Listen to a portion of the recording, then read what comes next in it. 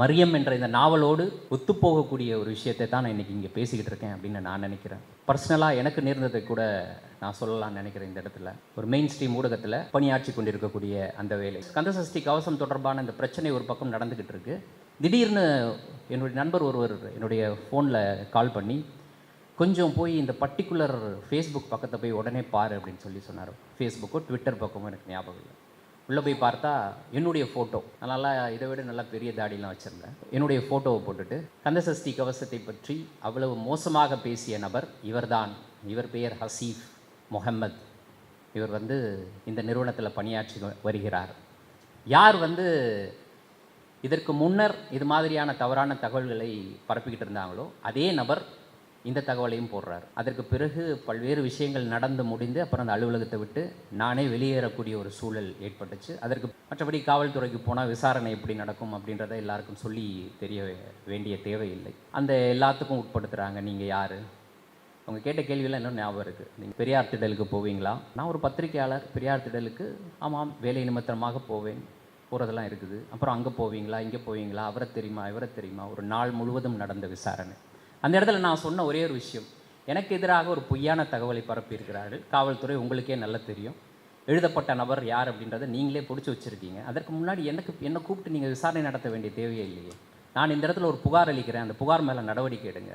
இது ஒரு திட்டமிட்டு எனக்கு எதிராக பரப்பப்பட்ட போய் இது ஒரு சாதாரண விஷயம் கிடையாது, ஒரு கிரிமினல் நடவடிக்கை. எனக்கு எதிராக எது வேணால் நடக்கலாம். நான் பொதுவெளியில் போகிறேன், நாளைக்கு இவன் தான் அவன் சொல்லிட்டு ஒரு 10 பேர் சேர்ந்த கும்பல் என்னை அடிக்கலாம், தாக்கலாம், அதற்கு மேலே கூட போகலாம். இப்படிப்பட்ட விஷயங்கள்லாம் நடக்க வாய்ப்பு இருக்குது. எப்படி நீங்கள் என்னை கூப்பிட்டு இந்த வழக்கில் விசாரணை நடத்துகிறீங்க அப்படின்னு கேள்வி கேட்கும்போது அவர்களுக்கு அதுக்கு பதில் இல்லை. ஆனால் அதை தாண்டி அதுக்கு பிறகு அதெல்லாம் அவ்வளோதான், அது முடிஞ்சிருச்சு அந்த விசாரணையோடு. ஆனால் அந்த இடத்துல எனக்கு ஒன்று தோணுச்சு, இதுவே தமிழ்நாடாக இல்லாமல் வேறொரு மாநிலத்தில் இதே விஷயம் நடந்திருந்தால், நான் அந்த மாநிலத்தில் அப்படியாக இருந்திருந்தால் என்ன நடந்திருக்கும் அப்படின்னு யோசித்து பார்க்கும்போது உண்மையிலேயே மிகப்பெரிய அச்ச உணர்வு ஏற்படுவதற்கு எல்லா முகாந்திரமும் இருக்குது. ஸோ அப்போது எனக்கு இருந்த ஒரே ஒரு ஆறுதல் இதுதான், ஒரு சாதாரண மனித உணர்வு, காதல். அந்த காதலும் கூட சிறுபான்மையினருக்கு பார்த்து பார்த்து தான் வர வேண்டும். கொண்டாடக்கூடிய ஒரு பண்டிகையை கூட பார்த்து பார்த்து பக்குவமாக கொண்டாட வேண்டிய தேவை இருக்கு. அது கிறிஸ்துமஸ் விழாவாக இருக்கட்டும், பக்ரீத் பண்டிகையாக இருக்கட்டும், வழிபாட்டு தலத்திற்கு போய் ஒரு தொழுகை செய்வதற்கு கூட நான் தொழுது கொண்டு இருக்கும் பொழுதே ஒரு காவல்துறை என்னோட முதுகில் எட்டி உதைப்பதற்கான ஒரு வாய்ப்பு இங்கே இருக்கிறது. ஆகவே நான் இங்கே தொழுகக்கூடாது, நான் இன்னொரு இடத்துல போய் தொழுகணும். அப்படிப்பட்ட சூழலில் தான் இன்றைக்கி நம்முடைய நாடு இருக்குது. இதெல்லாம் நடக்கிறதுக்கான வாய்ப்பு இருக்கா அப்படின்னு யோசிக்கக்கூடிய விஷயங்கள்லாம் இன்றைக்கி தமிழ்நாட்டிலையும் நடக்க ஆரம்பிக்கும் பொழுது தான் சம்சுதீன் ஈரா அவர்களினுடைய இந்த மரியம் புத்தகம் அப்படின்றது சமகாலத்தில் நிச்சயமாக வெளியே வரக்கூடிய பேசப்பட வேண்டிய ஒரு கதை. அதை இந்த காலகட்டத்தில் சரியாக கொண்டு வந்திருக்கக்கூடிய சம்சுதீன் ஈரா அவர்களுக்கு, தோழர்கள் அனைவருக்கும் வணக்கம். கலை இலக்கியம் யாவும் மக்களுக்கே என்ற மிக முக்கியமான ஒரு அர்த்தமுள்ள அந்த வாக்கியத்தோடு என்னுடைய இந்த வரவேற்புரையை நான் தொடங்க நினைக்கின்றேன். சமகால சமூகத்தினுடைய நிகழ்வு போக்கு, அந்த நிகழ்வு போக்கை ஒட்டி பேச வேண்டிய விஷயங்கள் பல்வேறு கலை வடிவங்களில் பேசியே ஆக வேண்டிய தேவை ஒவ்வொரு காலகட்டத்திலும் இருந்து கொண்டே இருக்கின்றது. அவை ஒவ்வொரு காலகட்டத்திலும் அந்த சமகால கலைஞர்களால் பூர்த்தி செய்யப்படுகின்றதா, அந்த தேவை பூர்த்தி செய்யப்படுகின்றதா என்று பார்த்தோம் என்றால் எப்போதும் அது பூர்த்தி அடைவதில்லை. அந்த வகையில் தற்போது நிலவக்கூடிய சமகால சூழல் எல்லோரும் அறிந்த ஒன்று. இந்தியாவில் கடந்த 10-12 ஆண்டுகளாக சிறுபான்மை சமூகம், குறிப்பாக இஸ்லாமிய சமூகம் எதிர்கொண்டிருக்கக்கூடிய சவால், எதிர்கொண்டிருக்கக்கூடிய நெருக்கடி, இவை அனைத்தையும் தோழர்கள் அறிவீர்கள். இயல்பாக ஒரு மனிதனுடைய வாழ்க்கையில் நடக்கக்கூடிய நிகழ்வுகள், அதில் ஒரு பாத்திரமாக இருக்கக்கூடிய மனிதர்கள், அவர்கள் ஒரு குறிப்பிட்ட சமூகத்தை சேர்ந்தவர்கள் என்ற அடிப்படையில் அவர்களுடைய அன்றாட வாழ்க்கை ஒரு குற்ற செயலாக கருதப்படுகின்றது. புனித நதி என்று கருதக்கூடிய கங்கை பல்வேறு வகையில் மாசுக்கு உட்படுத்தப்பட்டு வருகின்றது. எல்லோருக்கும் தெரிந்த விஷயம், பல்வேறு வகையில் மாசுபடுத்தப்பட்டு வருகின்றது. ஆனால் அந்த கங்கை நதிக்கரையினுடைய கரையில் அமர்ந்து உணவு உட்கொள்வது அப்படின்றது அந்த குறிப்பிட்ட சமூகத்திற்கு குற்றச்செயல். அந்த சமூகத்திற்கு மட்டும் அது குற்றச்செயல். ஏனென்றால் அவர்கள் இஸ்லாமியர்கள். கங்கை நதிக்கரையில் அமர்ந்து அவர்கள் உணவு உண்பது கூட சாதாரண ஒரு நடவடிக்கை, மனிதனுடைய சாதாரண நடவடிக்கை. உணவு உண்பது கூட அது எப்படியாக மாற்றப்படுதுன்னா, திட்டமிட்டு சதி செய்து புனித கங்கையை, அதனுடைய தூய்மையை, அதனுடைய புனிதத்தன்மையை கெடுக்கக்கூடிய வகையில் இளைஞர்கள் அனைவரும் ஒன்று சேர்ந்து அமர்ந்து வேறு எதுவும் பண்ணலை, உணவு உண்டார்கள். இதுதான் அவர்கள் மீது சுமத்தப்பட்ட குற்றம். இதற்காக கைது செய்யப்பட்டு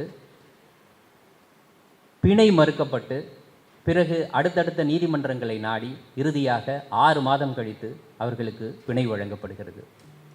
அப்போது சொல்கின்றது நீதிமன்றம், இது ஒரு வழக்கா, இதற்காக இவர்களை ஏன் 6 மாதம் உள்ளே வைத்தீர்கள் என்று.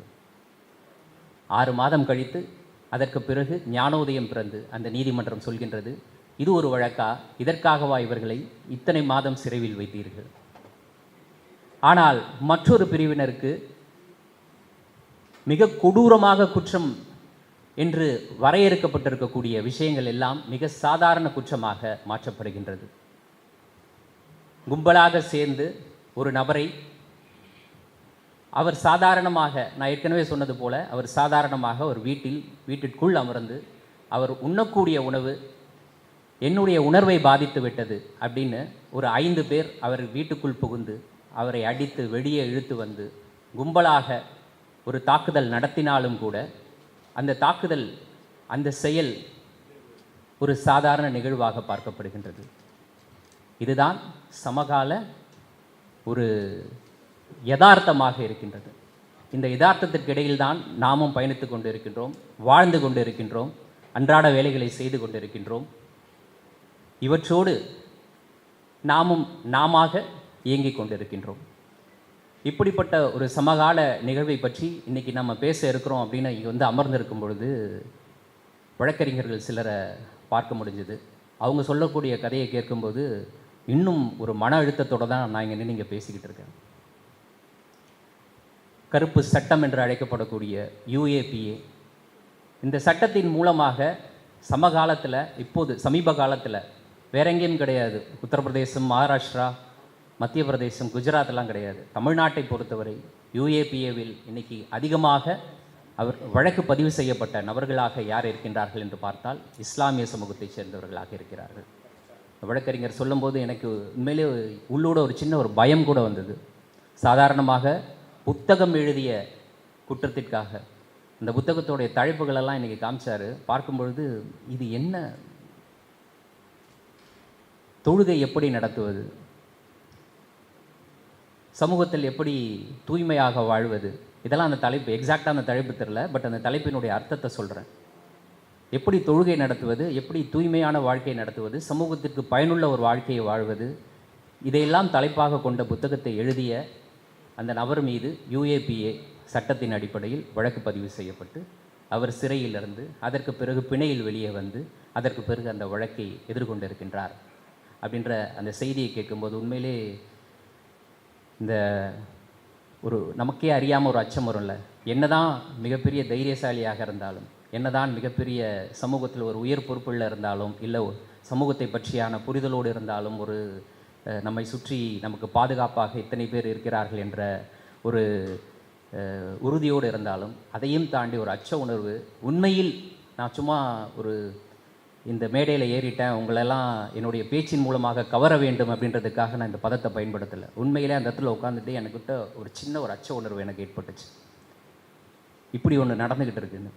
90% பேர் இன்றைக்கி இந்த UAPA சட்டத்தின் கீழ் கைது செய்யப்பட்டிருப்பவர்களில் 90% பேர் இஸ்லாமியர்களாகவும் அதில் பெரும்பான்மையானவர்கள் இளைஞர்களாகவும் இருக்கின்றார்கள் அப்படின்ற அந்த செய்தியை கேட்கும் பொழுது நான் அவர்கிட்ட அடுத்து கேட்ட கேள்வி, இதற்காகத்தானே இங்கே இயக்கங்கள்லாம் செயல்பட்டு கொண்டு இருக்கின்றது. இஸ்லாமியர்களை பாதுகாக்கிறோம், சிறுபான்மையினரை பாதுகாக்கின்றோம், கட்சிகள் செயல்பட்டு கொண்டிருக்கிறது. நாங்கள் தான் சிறுபான்மையினருடைய பாதுகாவலர்கள். எல்லா கட்சிகளும் சொல்லிக்கிறாங்க, வேறுபாடு இல்லாமல் எல்லா கட்சிகளுமே சொல்லிக்கிறாங்க, நாங்கள் தான் சிறுபான்மையினருடைய பாதுகாவலர்கள் அப்படின்னு. இவர்களெல்லாம் என்ன செய்கிறார்கள்? இவர்களுக்கெல்லாம் இந்த தகவல் தெரியுமா? முதல்ல இதற்காக அவர்கள் எந்த நடவடிக்கையும் எடுக்கிறார்களா அப்படின்னு கேட்கும் பொழுது அவர் தரப்பிலிருந்து வந்த பதில், அவரவர்களுக்கு அவர்கள் பிரச்சனை அப்படின்ட்டு. நான் திருப்பி அவர்கிட்ட கேட்டேன், இதை தாண்டி அவர்களுக்கு வேறு என்ன பிரச்சனை? இதுதானே, இதற்காகத்தானே இயக்கம் நடத்துகிறார்கள். இந்த சமூகத்திற்கு பாதுகாப்பு, நான் தான் பாதுகாவலன்னு சொல்லிட்டு தானே இயக்கம் நடத்துகிறாங்க. அப்படிப்பட்ட இயக்கங்கள் கூட இதை கவனிப்பது கிடையாதா அப்படின்னு கேட்கும் பொழுது, அதே இயக்கத்தைச் சேர்ந்தவர்கள் கூட இன்றைக்கி சிறையில் இருக்கிறார்கள். அவர்களினுடைய நிலைமை கூட ரொம்ப மோசமாக இருக்கிறது அப்படின்ற தகவலை கேட்கும்போது, உண்மையிலேயே இந்த அரசியல் கட்சிகள், இந்த சமூக இயக்கங்கள், இவர்களுடைய செயல்பாடு என்னவாக இருக்கிறது அப்படின்னு. நான் எதையோ ஒன்று பேச வச்சுட்டு எதையோ ஒன்று பேசுகிறேன்னு யாரும் தப்பாக நினைக்க வேணாம். இந்த நேரத்தில், இந்த சந்தர்ப்பத்தில் நான் ஏற்கனவே சொன்னது போல், இந்த சமகாலத்தில் வெளிப்படுத்த வேண்டிய விஷயங்கள், பேச வேண்டிய கதைகள், சொல்ல வேண்டிய கதைகள் இதெல்லாம் சொல்லப்பட்டு ஆக வேண்டும். மரியம் என்ற இந்த நாவலோடு ஒத்துப்போகக்கூடிய ஒரு விஷயத்தை தான் நான் இன்றைக்கி இங்கே பேசிக்கிட்டு இருக்கேன் அப்படின்னு நான் நினைக்கிறேன். ஸோ அவ்வளவு ஒரு கொடூரமான ஒரு விஷயம் இங்கே நடந்துக்கிட்டு இருக்குது. பர்சனலாக எனக்கு நேர்ந்ததை கூட நான் சொல்லலாம்னு நினைக்கிறேன். இந்த இடத்துல ஒரு மெயின் ஸ்ட்ரீம் ஊடகத்தில் பணியாற்றி கொண்டிருக்கக்கூடிய அந்த வேலை, அந்த சமயத்தில் நான் உட்பட அந்த ஊடகத்தில் பணியாற்றி கொண்டிருக்கக்கூடிய ஒரு சிலர் ஹிந்துத்துவ ஆதரவாளர்களால் குறிவைக்கப்பட்டவர். அவர்கள் அந்த நிறுவனத்திலிருந்து எங்களை எப்படியாவது வெளியேற்ற வேண்டும் என்ற அடிப்படையில் வெளியில் பல்வேறு விஷயங்களில் ஈடுபட்டாங்க. நம்மை பற்றி தவறான தகவல்களை அந்த நிர்வாகத்திற்கு, தலைமைக்கு தொடர்ந்து இமெயில் மூலமாக அனுப்புவது, பொதுவெளியில் வீடியோக்கள் வெளியிடுவது, இது போன்ற நடவடிக்கைகள் அவர்கள் தொடர்ந்து ஈடுபட்டு கொண்டிருந்தார்கள். அதனுடைய தொடர்ச்சியாக ஒரு விஷயம் நடந்துச்சு. இப்படிப்பட்ட அழுத்தம் ஒரு பக்கம் கொடுத்துக்கப்பட்டே இருக்கின்றது. எங்களுக்கும் நிர்வாகத்துக்குள்ள ஒரு அழுத்தம் வந்துக்கிட்டே இருக்குது. நாங்களாக எப்படியாவது அந்த நிறுவனத்தை விட்டு வெளியே போய்விட வேண்டும் அப்படின்ற மாதிரியான அழுத்தம் வந்து கொண்டே இருக்கின்றது. அந்த சமயத்தில் உங்களுக்கு எல்லாருக்கும் ஞாபகம் இருக்கும், 2021 தேர்தலில் ரொம்ப முக்கியமாக தமிழ்நாடு சட்டமன்ற தேர்தலில் மிக முக்கியமான பிரச்சார பொருளாக இருந்தது கந்தசஷ்டி கவசத்துக்கு, அதாவது முருகன் கந்தசஷ்டி கவசம் அப்படின்ற அந்த விஷயம்தான் மிகப்பெரிய ஒரு பேசு பொருளாக இருந்தது. அதற்கு மிக முக்கிய காரணம், கந்தசஷ்டி கவசம் தொடர்பாக ஒரு தோழர் ஒருவர் அதனுடைய விளக்கத்தை ஒரு வீடியோவாக பதிவு செய்கிறார். அந்த விளக்கம் அப்படின்றது மிகப்பெரிய ஒரு எதிர்ப்பை சம்பாதித்தது. அந்த சமகால சமயத்தில் தான் நமக்கும் நியூஸ் 18 அந்த நிர்வாகத்துக்கு தரப்பிலிருந்து ஒரு மிகப்பெரிய அழுத்தம் வந்து கொண்டிருந்தது. இந்த அழுத்தம் நடந்து கொண்டே இருக்கிறது. கந்தசஷ்டி கவசம் தொடர்பான இந்த பிரச்சனை ஒரு பக்கம் நடந்துக்கிட்டு இருக்கு. திடீர்னு என்னுடைய நண்பர் ஒருவர் என்னுடைய ஃபோனில் கால் பண்ணி, கொஞ்சம் போய் இந்த பர்டிகுலர் ஃபேஸ்புக் பக்கத்தை போய் உடனே பாரு அப்படின்னு சொன்னார். ஃபேஸ்புக்கோ ட்விட்டர் பக்கமோ எனக்கு ஞாபகம் இல்லை. உள்ளே போய் பார்த்தா என்னுடைய ஃபோட்டோ, நல்லா இதை விட நல்லா பெரிய தாடிலாம் வச்சுருந்தேன், என்னுடைய ஃபோட்டோவை போட்டுட்டு கந்தசஷ்டி கவசத்தை பற்றி அவ்வளவு மோசமாக பேசிய நபர் இவர்தான்.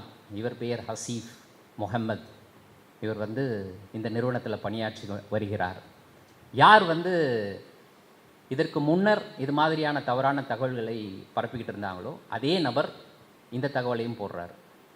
போட்ட அடுத்த நொடியே சமூக வலைதளங்கள் பற்றி கொண்டே இருக்கிறது. கந்தசஷ்டி கவசத்தை பற்றி தவறாக பேசிய நபர் யார் அப்படின்னு பார்த்தீங்கன்னா ஹசீஃப் முகமது.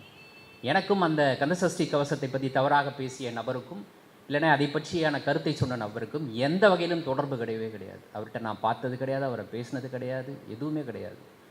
ஆனால் அவருக்கும் எனக்கும் ஒற்றுமையாக இருக்கக்கூடிய ஒரே ஒரு விஷயம் இந்த தாடி மட்டும்தான். அவரும் நல்லா தாடி வச்சுருப்பார், நானும் அந்த சமயத்தில் பெரிய தாடியாக வச்சுருந்தேன். இந்த தாடியை மட்டும் வச்சுக்கிட்டு அந்த ஃபோட்டோவுக்கு பதிலாக என்னுடைய ஃபோட்டோவை போட்டுட்டு, அவருடைய பேருக்கு பதிலாக என்னுடைய பேரை போட்டுட்டு இவர் தான் அவர் அப்படின்னு சொல்லி போட்டு விட்டுட்டாங்க. இத்தனைக்கும் அந்த சமயத்தில் அந்த நபர் கைது செய்யப்பட்டிருக்கிறார். நல்லா புரிஞ்சுக்கணும், அவர் கைது செய்யப்பட்டிருக்கிறார். ஏன் ஃபோட்டோ போட்டு விட்டுட்டாங்க? பார்த்தா சமூக வலைதளங்களில் ஃபுல்லாக பற்றிட்டு போகுது. எனக்கு தொடர்ச்சியாக அழைப்புகள் வர ஆரம்பிச்சிருச்சு. யார் யாரோ அழைக்கிறாங்க. அதோடு சேர்த்து நிற்காமல் ஃபோன் நம்பரையும் சேர்த்து தானே போட்டு விடுவாங்க. திட்டமிட்டு தானே செய்கிறாங்க. அந்த திட்டத்தினுடைய ஒரு பகுதி என்னுடைய ஃபோன் நம்பரும். தொடர்ந்து அழைப்புகள் வருது. அழைப்பெல்லாம் எப்படி இருக்குன்னு உங்களுக்கு நான் சொல்லிலாம் விளக்கலாம் தேவை கிடையாது. எல்லாருக்குமே ஒரு அச்ச உணர்வு ஏற்படும் தானே, என்னடா இப்படி நடந்துருச்சு, இப்படிப்பட்ட ஒரு அப்பட்டமான பொய். அந்த எழுதிய நபர் என்ன பர்சனலாக தெரியும் அவருக்கு. என்னை பற்றி அப்படியாக தவறாக எழுதின நபர் யார் அப்படின்னு எனக்கு தெரியும், அவரை எனக்கு தெரியும். பழக்கம்லாம் கிடையாது எங்களுக்குள்ள. பட் அவரை எனக்கு தெரியும், என்ன அவருக்கு தெரியும். அப்படி தான் இப்போ என்னை குறிவைத்து இதை செய்ய வேண்டும் அப்படின்றதுக்காக திட்டமிட்டு அவர் அந்த விஷயத்தை செய்கிறாரு. அந்த திட்டம் வந்து வெற்றி அடையுது. அதன் அடிப்படையில் எல்லாரும் பேச ஆரம்பிக்கிறாங்க. மறுபடியும் அலுவலகத்திலிருந்து ஒரு அழுத்தம் வருது. அதற்கு பிறகு பல்வேறு விஷயங்கள் நடந்து முடிந்து அப்புறம் அந்த அலுவலகத்தை விட்டு நானே வெளியேறக்கூடிய ஒரு சூழல் ஏற்பட்டுச்சு. அதற்கு பிறகு என்னை தொடர்ந்து பிற தோழர்களும் அந்த அலுவலகத்தை விட்டு வெளியே வரக்கூடிய ஒரு சூழல்லாம் ஏற்பட்டுச்சு. ஆனால் இதில் இன்னொரு விஷயம் என்னென்னா, ஏற்கனவே அந்த நபர் கைது செய்யப்பட்டிருக்கிறார். இருந்தபோதும் இந்த விஷயம் பரவுன உடனேயே காவல்துறை எனக்கு விசாரணைக்காக ஒரு அழைப்பாணை அனுப்புகிறாங்க. விசாரணைக்கு ஏற்கனவே கைது செஞ்சிட்டீங்க ஒருத்தரை, அவர் மேலே விசாரணை நடந்துக்கிட்டு இருக்குது, வழக்கு போயிட்டு இருக்கு, யாரோ திட்டமிட்டு ஒன்று பரப்புகிறாங்க, ஆனால் அழைப்பாணை எனக்கு, நீங்கள் வாங்க விசாரணைக்கு. மற்றபடி காவல்துறைக்கு போனால் விசாரணை எப்படி நடக்கும் அப்படின்றத எல்லாருக்கும் சொல்லி தெரிய வேண்டிய தேவையில்லை. அந்த எல்லாத்துக்கும் உட்படுத்துகிறாங்க. நீங்கள் யார், அவங்க கேட்ட கேள்வியெல்லாம் இன்னும் ஞாபகம் இருக்குது. நீங்கள் வந்து பெரியார் திடலுக்கு போவீங்களா? நான் ஒரு பத்திரிகையாளர். பெரியார் திடலுக்கு ஆமாம், வேலை நிமித்தமாக போவேன், போகிறதெல்லாம் இருக்குது. அப்புறம் அங்கே போவீங்களா, இங்கே போவீங்களா, அவரை தெரியுமா, இவரை தெரியுமா? ஒரு நாள் முழுவதும் நடந்த விசாரணை. அந்த இடத்துல நான் சொன்ன ஒரே ஒரு விஷயம், எனக்கு எதிராக ஒரு பொய்யான தகவலை பரப்பியிருக்கிறார்கள். காவல்துறை உங்களுக்கே நல்லா தெரியும். எழுதப்பட்ட நபர் யார் அப்படின்றத நீங்களே பிடிச்சி வச்சுருக்கீங்க. அதற்கு முன்னாடி என்னை கூப்பிட்டு நீங்கள் விசாரணை நடத்த வேண்டிய தேவையே இல்லையே. நான் இந்த இடத்துல ஒரு புகார் அளிக்கிறேன், அந்த புகார் மேலே நடவடிக்கை எடுங்க. இது வந்து ஒரு திட்டமிட்டு எனக்கு எதிராக பரப்பப்பட்ட போய் இது ஒரு சாதாரண விஷயம் கிடையாது, ஒரு கிரிமினல் நடவடிக்கை. எனக்கு எதிராக எது வேணா நடக்கலாம். நான் பொதுவெளியில் போகிறேன் நாளைக்கு, இவன் தான் அவன் சொல்லிட்டு ஒரு 10 பேர் சேர்ந்த கும்பல் என்னை அடிக்கலாம், தாக்கலாம், அதற்கும் மேலே கூட போகலாம். இப்படிப்பட்ட விஷயங்கள்லாம் நடக்க வாய்ப்பு இருக்குது. எப்படி நீங்கள் வந்து என்னை கூப்பிட்டு இந்த வழக்கில் விசாரணை நடத்துகிறீங்க அப்படின்னு கேள்வி கேட்கும்போது அவர்களுக்கு அதுக்கு பதில் இல்லை. ஆனால் அதை தாண்டி அதுக்கு பிறகு அதெல்லாம் அவ்வளோதான், அது முடிஞ்சிருச்சு அந்த விசாரணையோடு. ஆனால் அந்த இடத்துல எனக்கு ஒன்று தோணுச்சு, இதுவே தமிழ்நாடாக இல்லாமல் வேறொரு மாநிலத்தில் இதே விஷயம் நடந்திருந்தால், நான் அந்த மாநிலத்தில் அப்படியாக இருந்திருந்தால் என்ன நடந்திருக்கும் அப்படின்னு யோசித்து பார்க்கும்போது உண்மையிலேயே மிகப்பெரிய அச்ச உணர்வு ஏற்படுவதற்கு எல்லா முகாந்திரமும் இருக்குது. நான் இருக்கக்கூடிய வீடு முற்றுகையிடப்பட்டு இருக்கிறதுக்கு வாய்ப்பு இருக்குது. அந்த லோக்கல் நிர்வாகத்தாலே அந்த வீடு இடிக்கப்பட்டிருப்பதற்கும் வாய்ப்பு இருக்கிறது. நான் அந்த வீட்டில் சாதாரணமாக வாடகைக்கு இருந்தாலும் கூட அந்த வாடகை வீடும் இடிக்கப்பட்டிருப்பதற்கான வாய்ப்பு இருக்கிறது. ஏன்னா அது நடந்துக்கிட்டு இருக்குது. இப்போ அந்த வாடகை வீடும் இடிக்கப்பட்டிருப்பதற்கான வாய்ப்பு இருக்குது. நான் வாடகை வீட்டில் தான் இருக்கேன், சொல்கிறேன், வாடகை வீடும் இடிக்கப்பட்டிருப்பதற்கு வாய்ப்பு இருக்குது. ஏன்னா அந்த வாடகை வீட்டினுடைய முதலாளி எப்படி நீ இவருக்கு வீடு கொடுத்தாய், எதிர்காலத்தில் யாரும் இஸ்லாமியர் ஒருவர் உனக்கு வீடு கேட்டு வந்தால் இதெல்லாம் முன்னுதாரணமாக இருக்க வேண்டும், அவருக்கு நீங்கள் வீடு கொடுக்கக்கூடாது அப்படின்றதுக்கான முன்னுதாரணமாக அப்படிப்பட்ட வீடுகள் மிடிக்கப்பட்டு இருக்குது. இதெல்லாம் உத்தரப்பிரதேசத்தில் நடக்குது, டெல்லியில் நடந்திருக்கு, குஜராத்தில் நடக்குது. ஸோ அப்போது எனக்கு இருந்த ஒரே ஒரு ஆறுதல் இதுதான், தமிழ்நாடு வெறும் ஃபோனில் கால் பண்ணி பேசுகிற அளவுக்கு தான் எல்லாருக்கும் தைரியம் இருக்குது. நேரில் யாரும் வரலை, உண்மையிலே வரலை, வரவும் இல்லை. ஆனால் இதே நிலைமை மற்ற மாநிலங்களில் அப்படின்னு பார்த்தோன்னா, நான் தொடக்கத்தில் சொன்ன விஷயந்தான், ஒரு சாதாரண மனித உணர்வு, காதல், அந்த காதலும் கூட சிறுபான்மையினருக்கு பார்த்து பார்த்து தான் வர வேண்டும். யார் மீது நீ காதல் கொள்கிறாய் அப்படின்றத நீ வந்து உன்னுடைய உன்னுடைய உன்னுடைய உணர்வுக்கு நீ விடக்கூடாது, உன்னுடைய அறிவுக்கு விடணும். காதல் என்பது உணர்வு தான், அதில் அறிவு சம்மந்தப்பட்ட விஷயமே கிடையாது காதல். என்னை பொறுத்தவரைக்கும் இது ஒரு பர்சனல் விஷயம். அதற்கு பிறகு அது அறிவு சம்மந்தப்பட்டதாக மாற்ற வேண்டும், அது வேறு விஷயம். அதுக்குள்ளே அது ஒரு பெரிய டிபேட், அதுக்குள்ளே போக விரும்பலை. ஆனால் இங்கு சிறுபான்மையினராக இருக்கக்கூடியவர் அந்த உணர்வு சம்பந்தப்பட்ட விஷயத்திலும் கூட அறிவை உடனடியாக பயன்படுத்த வேண்டிய தேவை இருக்குது. சாதாரணமாக கொண்டாடக்கூடிய ஒரு பண்டிகையை கூட பார்த்து பார்த்து பக்குவமாக கொண்டாட வேண்டிய தேவை இருக்கிறது. அது கிறிஸ்துமஸ் விழாவாக இருக்கட்டும், பக்ரீத் பண்டிகையாக இருக்கட்டும், சாதாரணமாக ஒரு வழிபாட்டு தலத்திற்கு போய் ஒரு தொழுகை செய்வதற்கு கூட இன்றைக்கி பார்த்து பார்த்து இந்த இடத்துல தொழுகலாமா, நான் தொழுது கொண்டு இருக்கும் பொழுதே ஒரு காவல்துறை வந்து என்னோடய முதுகில் எட்டி உதைப்பதற்கான ஒரு வாய்ப்பு இங்கே இருக்கிறது, ஆகவே நான் இங்கே தொழுகக்கூடாது, நான் இன்னொரு இடத்துல போய் தொழுகணும் அப்படின்னு நான் யோசித்து அந்த விஷயத்தை செய்ய வேண்டியது இருக்குது. அப்படிப்பட்ட சூழலில் தான் இன்றைக்கி நம்முடைய நாடு இருக்குது. இந்த சூழலில் சிறுபான்மையினருடைய பாதுகாப்பு, சிறுபான்மையினருடைய வாக்கு வங்கி, இவற்றையெல்லாம் கவர்வதற்காக பல்வேறு வகையில் பல்வேறு வடிவங்களில் நாங்கள் அதை செய்கிறோம் இதை செய்கிறோன்ட்டு இன்றைக்கி பலர் வந்து நின்றாலும் நிலைமை மாறவில்லை. அப்படியே தான் இருக்கிறது அப்படின்றதற்கான ஒவ்வொரு உதாரணத்தையும் தொடர்ந்து முன்வைக்கக்கூடிய வகையில் பல நிகழ்வுகள் நடந்து கொண்டிருக்கின்றது. இன்றைக்கி அது நான் தமிழ்நாட்டில் இது நடக்குமா நடக்காதா, இதெல்லாம் நடக்கிறதுக்கான வாய்ப்பு இருக்கா அப்படின்னு யோசிக்கக்கூடிய விஷயங்கள்லாம் இன்றைக்கி தமிழ்நாட்டிலையும் நடக்க ஆரம்பிக்கும் பொழுது தான் ரொம்ப ஒரு அச்ச உணர்வு ஏற்படுகின்றது. ஆகவே நான் இப்போ பேசிக்கொண்டிருக்கக்கூடிய இந்த விஷயத்தினுடைய காரணம் என்ன அப்படின்னா, ஒவ்வொரு சந்தர்ப்பத்திலும் இப்படியான சமகால நிகழ்வுகள், சமகால பிரச்சனைகள் கதைகளாக பேசப்பட வேண்டிய தேவை இருக்கிறது. நான் இன்றைக்கி வழக்கறிஞரை சந்திக்கிறதுக்கு முன்னாடி வரைக்கும் எனக்கு யுஏபிஏ வழக்கில் இப்படிப்பட்ட ஒரு அநியாயம் நிகழ்த்தப்பட்டு கொண்டு இருக்கிறது அப்படின்றதுக்கான விஷயமே எனக்கு தெரியாது. இத்தனைக்கும் நான் ஒரு பத்திரிகையாளர்னு சொல்லிக்கிறேன். இதை பற்றி எனக்கே ஒரு புரிதல் இல்லை அப்படின்னா, சாதாரண மக்களை பொறுத்த வரைக்கும் இதை பற்றியான என்ன புரிதல் இருக்கும்? அப்போ இதை பற்றியான தகவல்களை பல்வேறு வடிவங்களில் கொண்டு போய் மக்களிடம் சேர்க்க வேண்டிய தேவை இருக்கா அப்படின்னு பார்த்தீங்கன்னா, நிச்சயமாக அந்த தேவை இருக்குது. ஸோ ஒன்றை சொல்லிக்கலான்னு நினைக்கிறேன். கலை வடிவத்தை பொறுத்த வரைக்கும் நீங்கள் ஒரு அறைக்குள் உட்கார்ந்துக்கிட்டு உங்களிடம் இருக்கக்கூடிய முழு திறமையும் பயன்படுத்தி ஒரு அழகான ஓவியத்தை ஒருவர் வரைகிறார் என்று வைத்துக்கொள்வோம். பிகாசோன்னு வச்சுக்கோங்க. பிகாசோ ஒரு மிக சிறந்த ஒரு ஓவியர். அவர் வரைந்திருக்கக்கூடிய ஒரு ஓவியம் ஒரு புறம் இருக்கிறது.